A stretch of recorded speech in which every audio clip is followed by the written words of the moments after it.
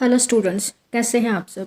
I hope कि आप सब अच्छे से होंगे और अपनी लाइफ एंजॉय कर रहे होंगे।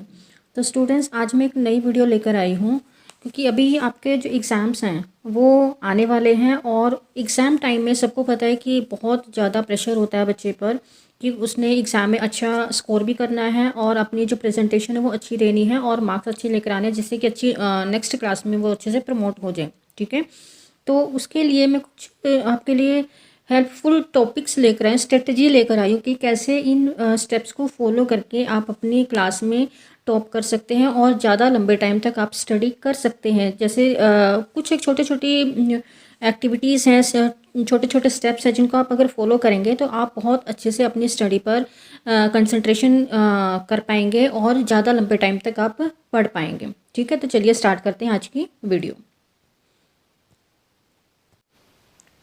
तो यहाँ पर मैं कुछ छोटे छोटे स्टेप्स लेकर आई हूँ आपके लिए, जिनको अगर आप अच्छे से फॉलो करेंगे अभी अपने एग्ज़ाम टाइम में, तो आप उन स्टेप्स को फॉलो करके ज़्यादा लंबे टाइम तक हार्ड वर्क कर सकते हैं, ज़्यादा लंबे टाइम तक आप अपना स्टडी कर सकते हैं और विद फुल कंसंट्रेशन।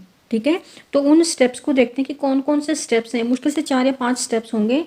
अगर आप उन स्टेप्स को फॉलो करते हैं तो आप हर सब्जेक्ट का जो टॉपिक्स हैं उनको अच्छे से रिवाइज भी कर पाएंगे और साथ के साथ आपकी कंसंट्रेशन भी बनी रहेगी और विद फुल एनर्जी आप अपनी स्टडी पर फोकस कर पाएंगे। तो चलिए स्टार्ट करते हैं। तो फर्स्ट आपका जो स्टेप है वो क्या आप फॉलो करते हैं। तो फर्स्ट स्टेप है आपका पोमोडोरो टेक्निक। इसमें क्या है कि break your study time into short and focused intervals. क्या है कि आप अपने जो स्टडी टाइम है, जो भी आपका स्टडी टाइम है, जितना भी स्टडी को आप अपना टाइम देना चाहते हैं, 2 घंटे 3 घंटे 4 घंटे, तो उस स्टडी टाइम को आप छोटे छोटे इंटरवल्स में ब्रेक कर लीजिए। जैसे 25 मिनट्स के लिए आपने कोई टॉपिक पढ़ना है या 30 मिनट के लिए पढ़ना है, तो इस तरह से अगर आप 25 या 30 मिनट्स को आप डिवाइड करोगे 3 या 4 घंटे को, तो आप इजीली अपने जो स्टडी है उसको कर पाएंगे।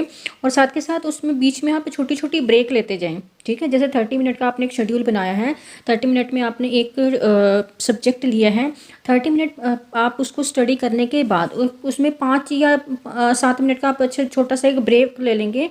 तो इससे क्या होगा कि आपकी कंसंट्रेशन बनी रहेगी आपने जो पढ़ा है, और साथ के साथ आपका जो बोरडॉम है, मीन्स उस टॉपिक को या उस सब्जेक्ट को पढ़ते टाइम आप बोर नहीं होंगे। अगर 5 मिनट आप रेस्ट ले लेंगे या ब्रेक ले लेंगे तो उसे आपका विद जो फ्रेश मूड है उसके साथ आप स्टार्ट करेंगे और कंसंट्रेशन आपकी बनी रहती है। ठीक है,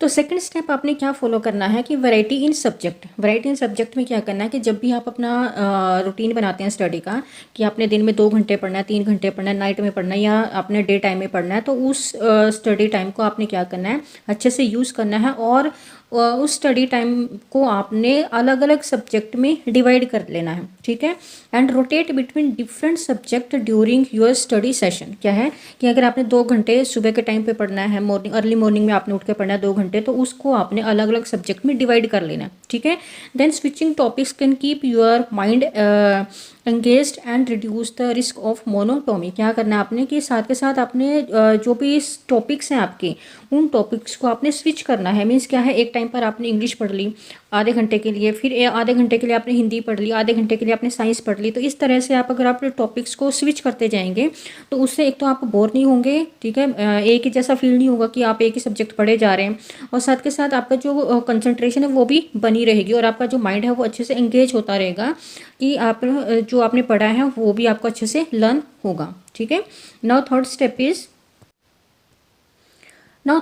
क्या है आपका कि एक्टिव लर्निंग मेथड आपने फॉलो करना है कि जिससे ज़्यादा से ज़्यादा आप अच्छे से लर्न कर सको। इस तरह के आपने लर्निंग मेथड्स फॉलो करने हैं, जैसे इनकॉर्पोरेट एक्टिव लर्निंग टेक्निक्स। क्या क्या है, जैसे आपके समराइजिंग है, उसको आपने अच्छे से समरी फॉर्म में, जो भी टॉपिक आपने पढ़ना है उसको समरी फॉर्म में आपने पढ़ना है। ये नहीं कि पूरी की पूरी कहानी लेके बैठ जाओ, समरी फॉर्म में आपने जो नोट्स बना रखे हैं उनमें से आपने पढ़ना है। And teaching the material to someone else, और जो आपने पढ़ा है उसको दूसरों को पढ़ाने की कोशिश करो, मतलब उसको सुनाने की कोशिश करो कि क्या आपने अभी तक पढ़ा है। एंड सॉल्विंग प्रॉब्लम्स, और जो भी आपने पढ़ा है उसको, उससे रिलेटेड जो छोटी छोटी प्रॉब्लम्स है उसको सॉल्व करने की कोशिश करो, तो उससे आपको ज़्यादा अच्छे से लर्न कर पाओगे। आपकी जो लर्निंग पावर है वो भी अच्छे बढ़ेगी आपकी।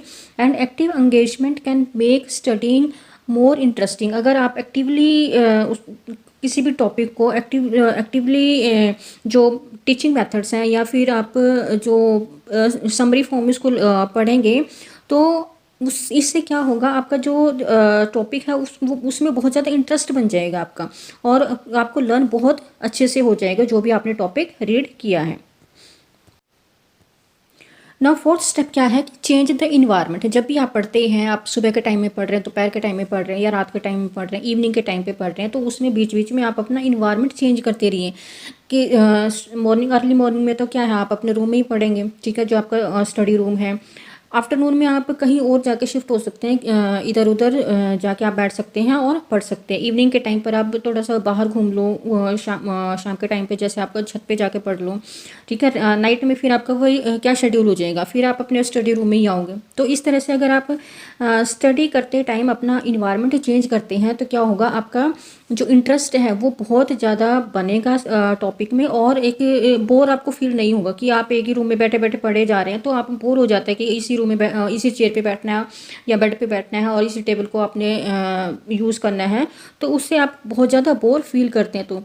तो इस तरह से अगर आप ये छोटे छोटे स्टेप्स हैं इनको फॉलो करेंगे, तो आपका जो इंटरेस्ट है स्टडी में वो भी बना रहेगा, और साथ के साथ आपकी जो लर्निंग पावर है वो भी बढ़ जाएगी, और आपको जो टॉपिक है वो बहुत अच्छे से लर्न होगा, और आप अपने एग्जाम्स की प्रिपरेशन बहुत अच्छे से कर पाएंगे, और आप क्लास में अच्छा स्कोर कर पाएंगे, ठीक है। तो ये छोटे छोटे कुछ स्टेप्स थे जो कि मैं इस वीडियो में आपके लिए लेकर आई हूँ।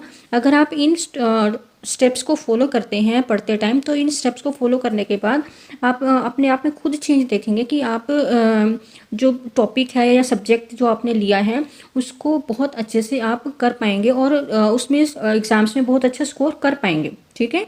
तो इसी के साथ में ये वीडियो एंड करती हूँ, और good luck for your exams. Thank you so much.